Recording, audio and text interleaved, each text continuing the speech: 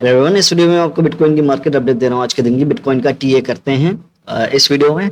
इसके साथ साथ मार्केट का जायजा लेते हैं, मार्केट में चल क्या रहा है उसको देखते हैं। और इन्फ्लेशन डेटा आने वाला है कल के दिन, तो उस पर भी बातचीत करते हैं। तो वीडियो इन तक लाजमी देखिएगा, बहुत बहुत इंपॉर्टेंट वीडियो है। आज रात एफओएमसी मीटिंग होगी, सही है। तो एफओएमसी मीटिंग के लिए तैयार रहिएगा। अराउंड पाकिस्तानी टाइम में आपको बता दूं 12 बजे या 11:30 बजे एफओएमसी मीटिंग होगी। तो आपने थोड़ा सा मार्केट को देखना होगा कि मार्केट में क्या चलता है एफओएमसी मीटिंग के दौरान। इसके अलावा एफओएमसी मीटिंग के दौरान हाईली वॉलेटाइल होगी मार्केट, तो बराए मेहरबानी फ्यूचर ट्रेडिंग नहीं कीजिएगा, आप झटके में लिक्विडेट हो जाएंगे, सही है।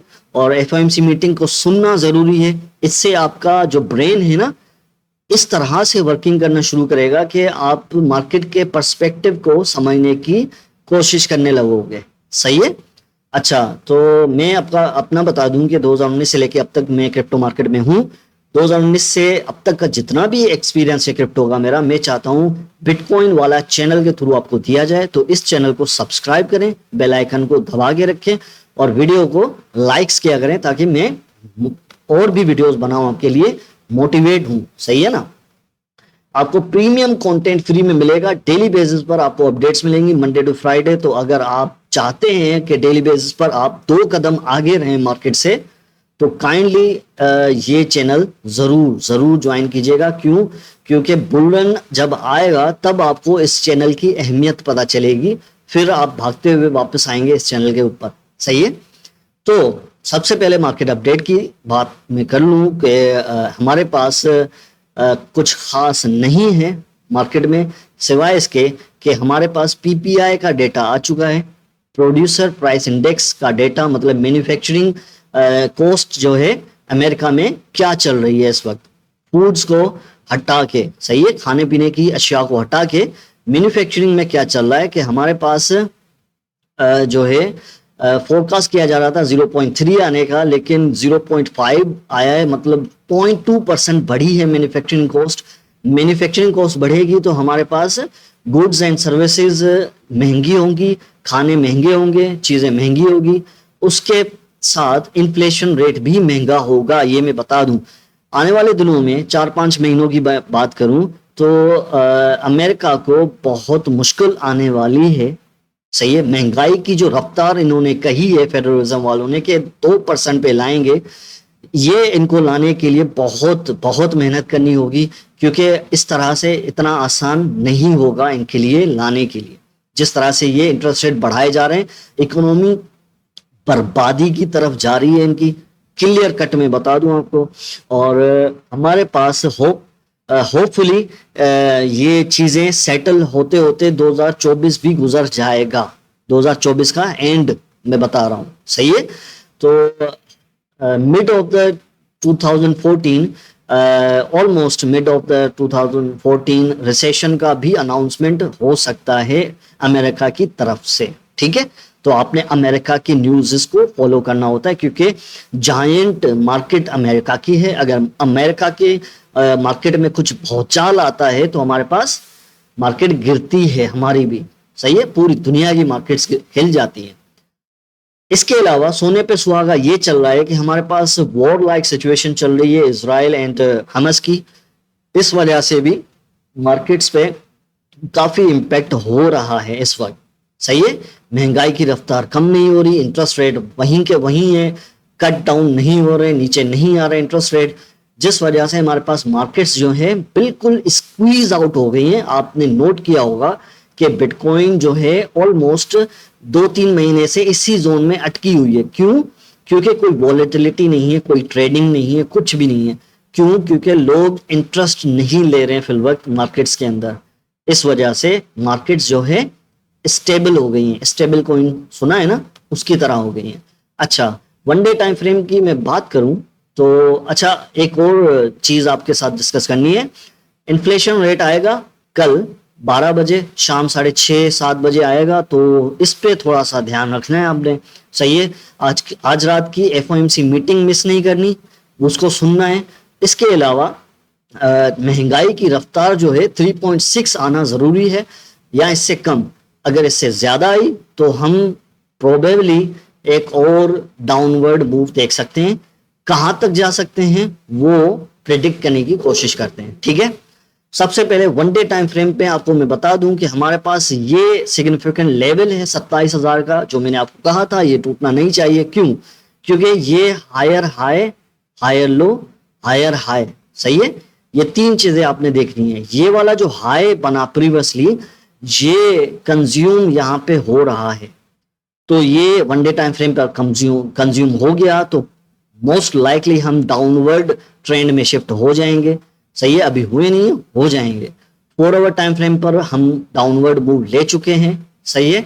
और हमारे पास एक यहां से रैली स्टार्ट की है बिटकॉइन ने, तो हमारे पास higher high, higher low, higher high और एक हायर लो। उसके बाद ये वाला जो हाई था, इसके ऊपर बिटकॉइन ने वन डे टाइम फ्रेम पर कैंडल क्लोजिंग नहीं दिया। आप क्लियरली देख सकते हैं, मैं आपको जूम आउट करके दे दूं तो ये वाला देखें, यहां पे कैंडल क्लोजिंग इस कैंडल के ऊपर नहीं हुई, सही है, जिस वजह से ये लोअर हाई कंसीडर किया जाएगा, ठीक है।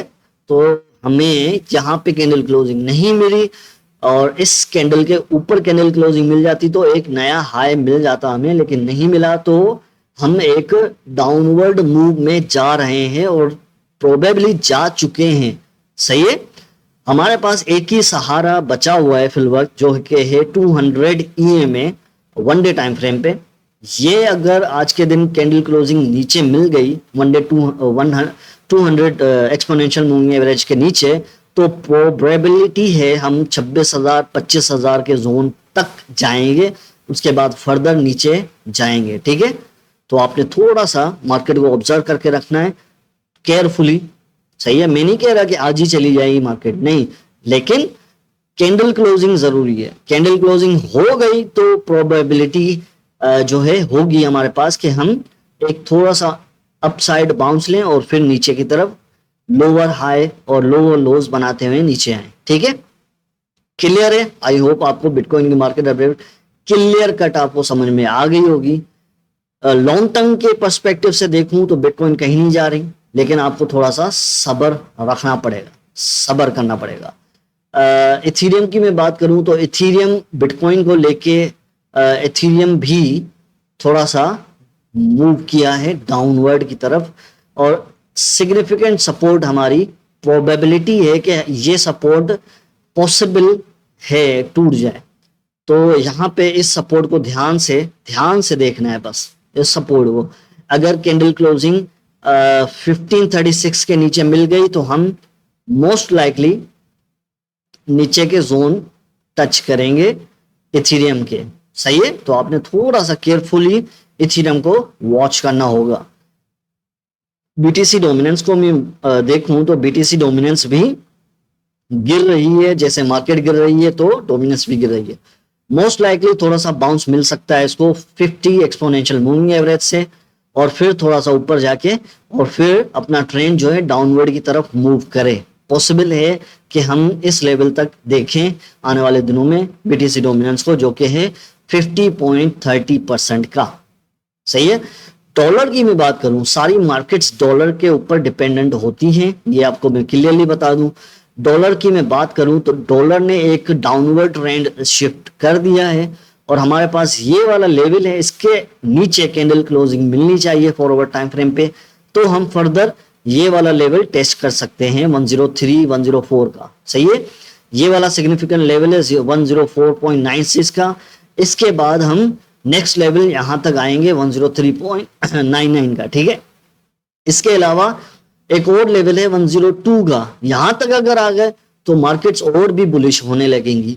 जैसे जैसे ये डॉलर इंडेक्स नीचे आता जाएगा तो मार्केट्स थोड़ी थोड़ी बुलिश होना शुरू हो जाएंगी, ठीक है। लेकिन मुझे जो लगता है कि इसको यहां से प्रोबेबली बाउंस मिलेगा, तो डॉलर इंडेक्स कहीं नहीं जाने वाला, ये अपना ट्रेंड शिफ्ट कर सकता है कभी भी, सही है। ऑल्ट कॉइन्स डोमिनेंस ये देख लूं मैं आपको, मैं बताना ये चाह रहा हूं ऑल्ट कॉइन्स में कि पैसा आ रहा है या पैसा जा रहा है। अदर्स की डोमिनेंस बिल्कुल क्लियरली नजर आ रहा है कि डाउनवर्ड शिफ्ट हो चुकी है, और हमारा जो ये वाला 12% वाला लेवल था वो अचीव नहीं किया इसने, यहां तक नहीं आई, और यहीं पे डबल टॉप मार के नीचे आ गई ये मार्केट। अब ये आप क्रॉसओवर देख रहे हैं 50 और 200 एक्सपोनेंशियल मूविंग एवरेज, ये बता रहे हैं इनका झुकाव नजर आ रहा है। झुकाव से हमें पता चल रहा है कि जो है अदर्स की डोमिनेंस गिरेगी और ज्यादा, ठीक है।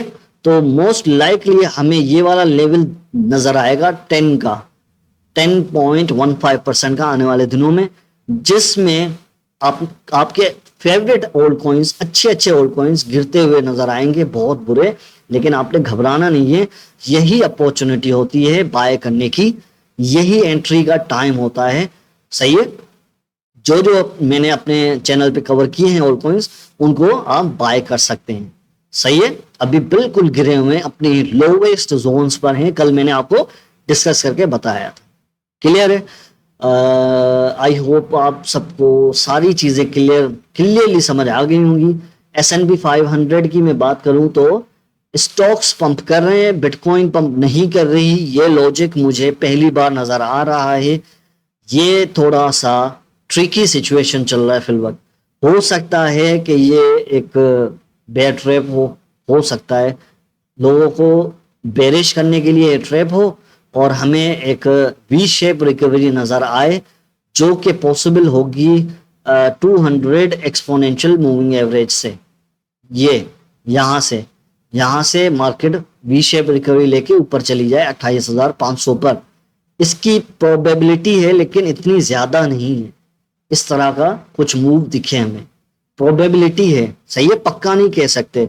क्योंकि हमारे पास जो डेटा आया है, डेटा बेरिश साइंस दे रहा है मार्केट के, इस वजह से पक्का नहीं कह सकते। फिल वक्त ऑब्जर्वेशन का टाइम, और कॉइन्स में अभी शॉर्ट टर्म के लिए एंट्रीज नहीं बनती, शॉर्ट टर्म में आप एंट्रीज नहीं लें, अगर लेनी है तो पार्ट्स में लें, सही है, थोड़ा अभी बाय कर लें, थोड़ा बाद में, ठीक है। जो मैंने ओल्ड कॉइन्स पिछले महीने सजेशन किए थे, वो मैंने आपको क्लियरली बताया था, मैं एंड ऑफ अक्टूबर वो ओल्ड कॉइन्स बेचूंगा, या तो नवंबर की शुरुआत में या तो अक्टूबर की लास्ट डेट्स के अंदर, ठीक है। तो मिलेंगे नेक्स्ट वीडियो में, तब तक के लिए चैनल को सब्सक्राइब करें, बेल आइकन दबा के रखें, वीडियो को लाइक करें। Thank you very much for watching.